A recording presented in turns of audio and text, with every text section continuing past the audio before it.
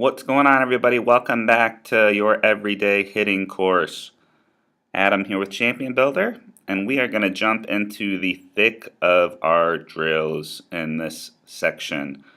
But first, I just want to say that this section of drills is really primarily focusing on the true separation and stretch in our swing. And we always, as we're focusing on that, want to work on loading into our back hip and turning out of our back hip. So those are two main areas of focus that you should really try to feel on every drill that we do.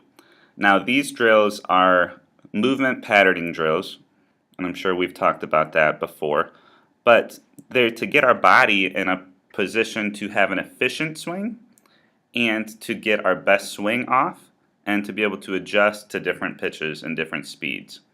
So these drills, coupled with movement pitches, coupled with front toss drills, coupled with machine drills, will help you become the best hitter that you can be. But these are a foundation to work from, and this is where you can try to take some ownership of your everyday and work on these drills, because these will never get old for you. So before I jump in, I just want to premise this talk by saying I have a little bit of a cough. I've been trying to chase my voice down the past couple days, so I might cough. Excuse me if I do in advance. And this is just the first version. We wanted to get this out to you as fast as we could. That's why I'm recording this under this condition. But in future versions, I will make sure to have my perfect singing voice for all of you. So thanks for joining us on this first version, and let's jump into the keys to success for these drills. All right, so first things first, you're going to be in some positions where we want you to feel a certain aspect of your swing. So it's not going to be a traditional both feet pointed at the plate, front shoulder pointed at the pitcher situation.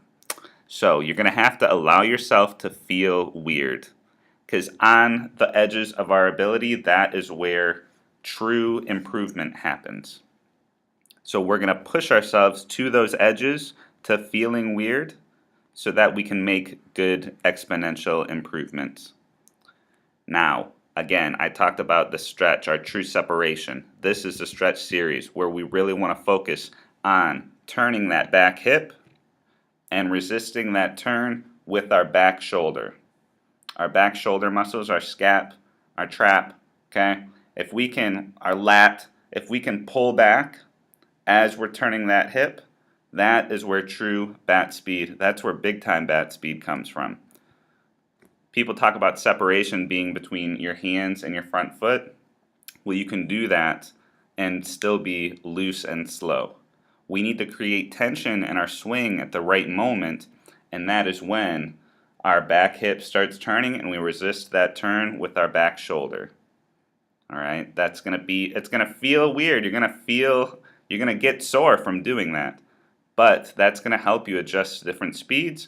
It's going to help you get off good bat speed, and it's really going to help the efficiency of your swing. Next, intent.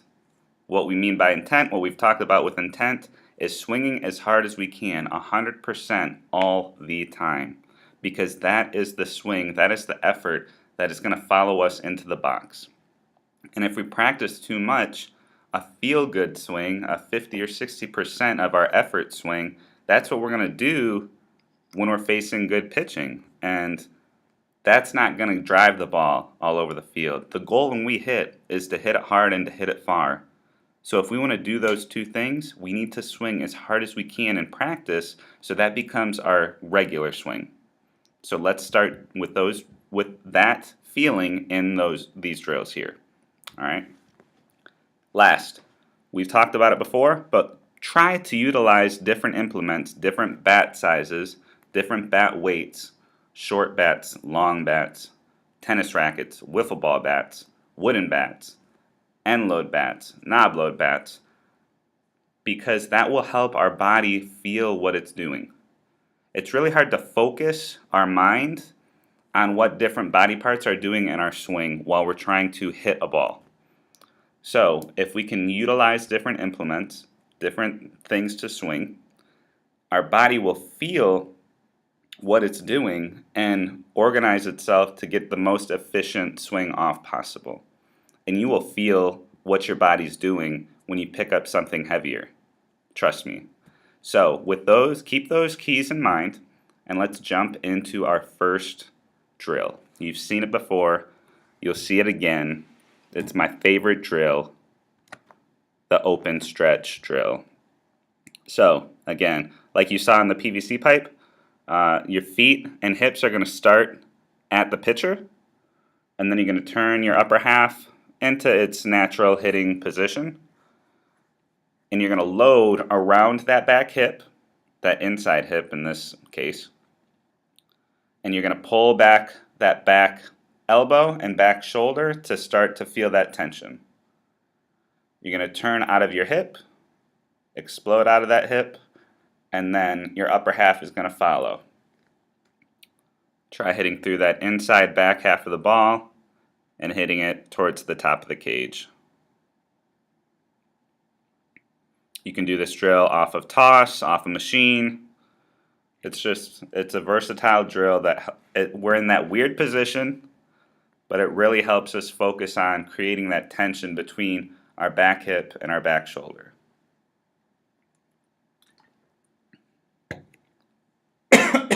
Excuse me. All right, next, another variation of our stretch, angle stretch. So if you can visualize, for me right now, home to first baseline. For any of you righties out there, go home to third baseline. Start your feet on that line. What you're going to do is you're just going to load in and around that back hip.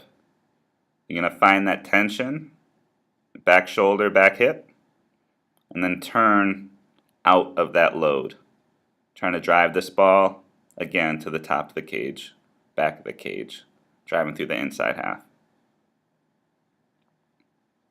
You can also use this drill for working on outside pitches. This is a great drill for that, driving it to the oppo gap.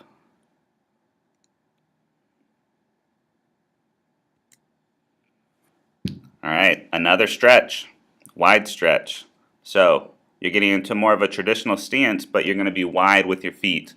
Basically already in, your front foot is already strode. So you're in a launch position. You're going to open that front foot to give yourself a good angle to turn those hips. You're going to make sure your back hip is the first thing that moves. And then your upper half, you want that back shoulder pinching back, tension in that shoulder to start with, so that when you turn that hip, your upper half wants to fire through.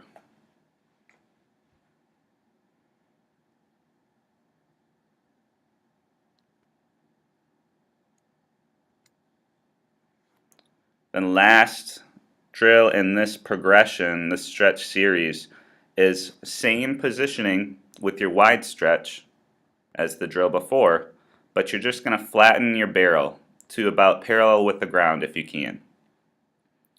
You can drop your elbow a little bit, but you're still pinching back with that shoulder. And then again, first thing that moves is our back hip,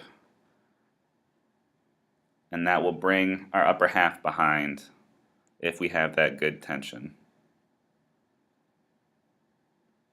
We do this because this is a progression of our swing, because our barrel has to flatten for us to turn behind the ball. If our barrel doesn't flatten to turn, then we're going to end up being a little pushy with our hands, and we're going to create a steep attack angle into the zone versus coming behind it and getting on plane early. And that's it for this section. We're going to do some more dynamic drills in the following section. So prepare to be an athlete.